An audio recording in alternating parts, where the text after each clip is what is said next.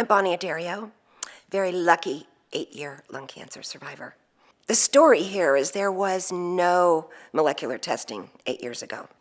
It took a long time to get a diagnosis, but they found this tumor that was on my heart. Everybody said, there's nothing we can do for her. So luckily, I found a doctor at UCSF, an amazing thoracic surgeon. I also had an oncologist at Sequoia Hospital down here.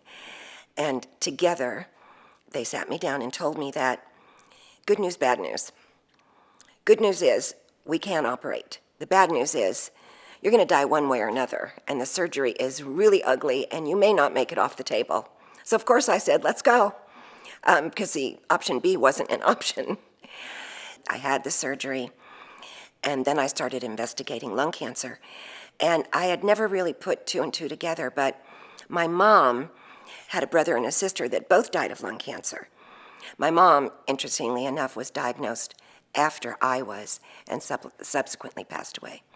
So that led me into really researching this disease.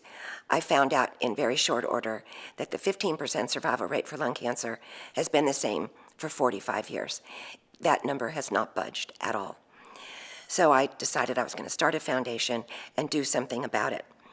The first foundation we started works on patient care, teaches patients, educates patients. Then we started a second foundation where we're actually doing our own research. 80% of cancer patients are seen in the community environment, but this molecular testing is not being offered on a regular basis to patients. When a carpenter leaves his home to go build a home or a building or what have you, he brings his toolbox with him. An oncologist should also never start treating a patient without a full toolbox.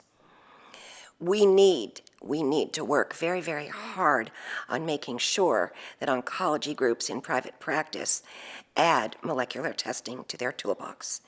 Molecular testing is the key to the future. We are on the verge of cancer being chronically managed worldwide. And this is why what's happening with Cancer Commons is so important. We're going to have to start with the patient and drive it up from the patient asking, are you going to do a biopsy, and are you going to do deep gene sequencing on my tumor, because I want to know exactly what the best treatment for me is.